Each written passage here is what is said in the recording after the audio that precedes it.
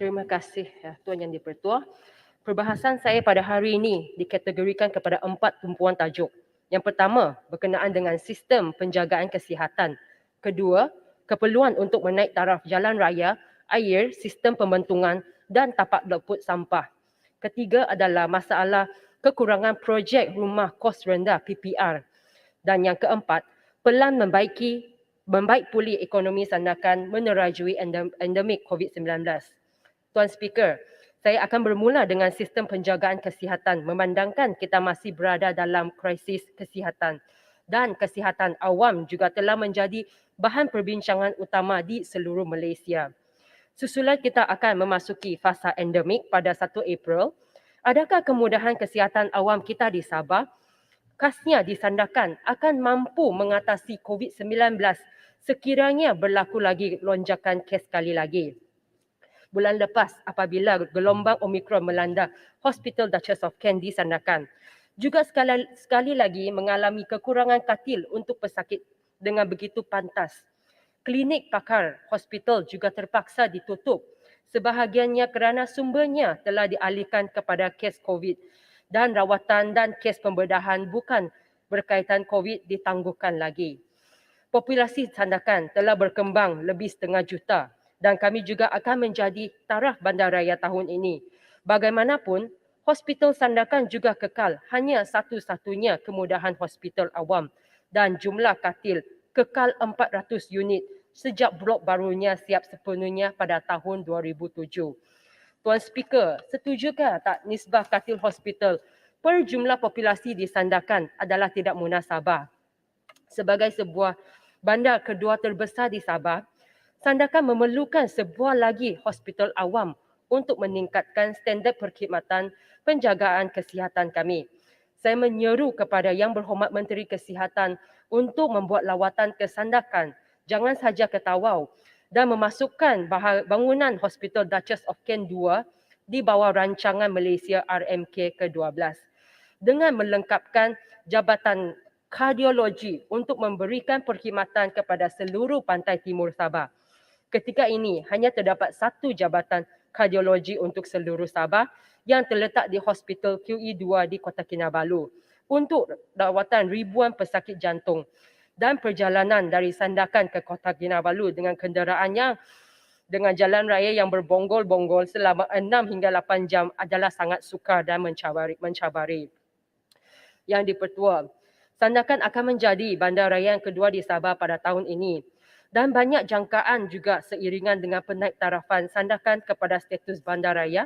Dan ketika ini, bandar kami juga memerlukan kemudahan yang amat terdesak iaitu bagi menaik taraf infrastruktur dan kemudahan awamnya sama adanya disebabkan oleh faktor sudah lama atau kekurangan penyelenggaraan selama ini. Keadaan dan kualiti jalan kami juga adalah kini dari teruk kepada semakin teruk. Jalan raya persekutuan utama seperti Sandakan ke Ranau dan jalan berdekatan kawasan sepanjang menuju ke Telupit juga hampir tidak dapat digunakan.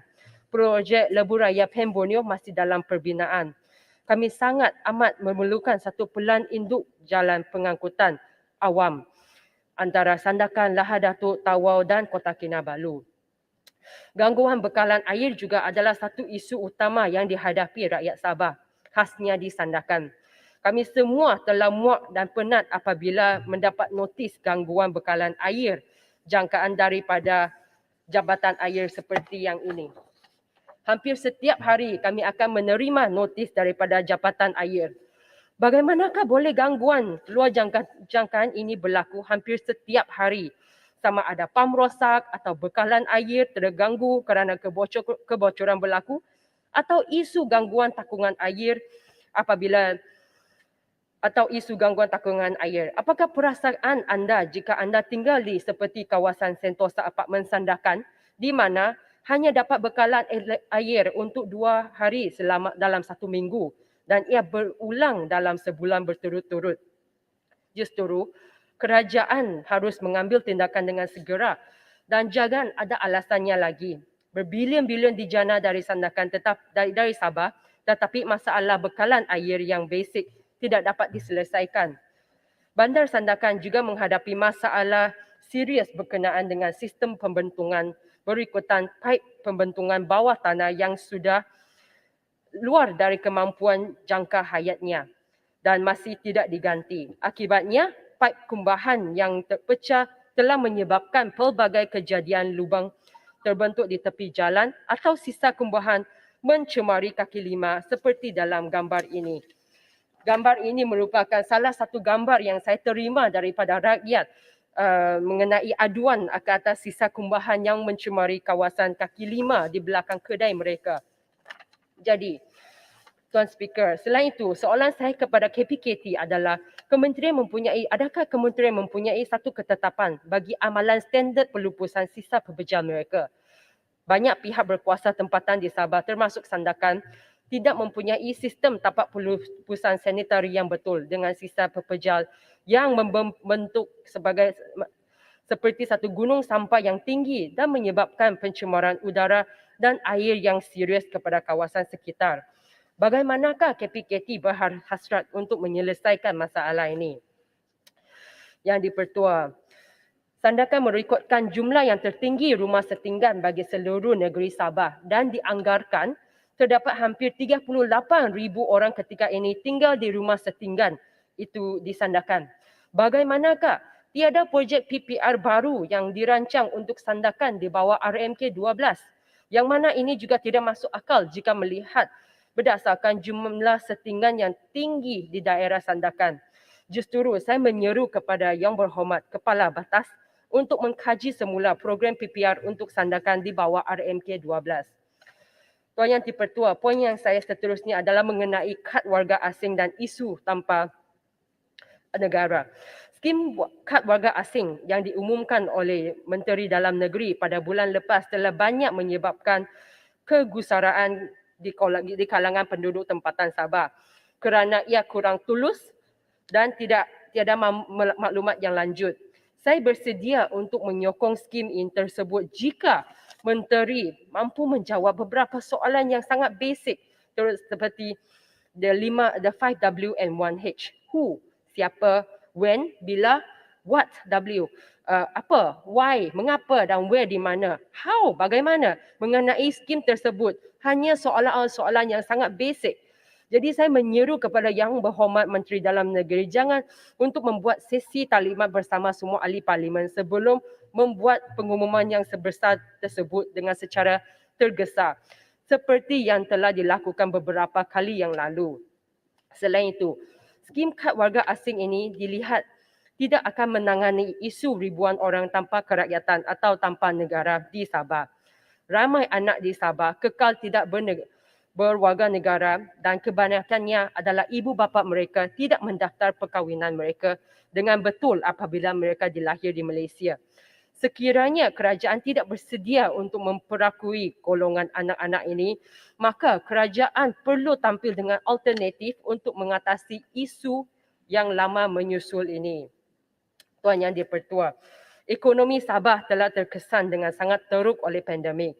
Dengan keluaran dalam negeri kasar KDNK susut secara merosot dengan besar-besaran iaitu 9.5% pada tahun 2020. Justru kami memerlukan rancangan khas daripada kerajaan untuk membangkit semula ekonomi negeri. Seperti yang telah saya bahaskan pada sesi Parlimen bulan Ogos tahun lepas, saya perlu sekali lagi menekankan bahawa Sandakan sangat bertuah dikurniakan pelbagai sumber semula jadi dan terletak di lokasi yang sangat strategik iaitu di tengah-tengah wilayah BIM niaga.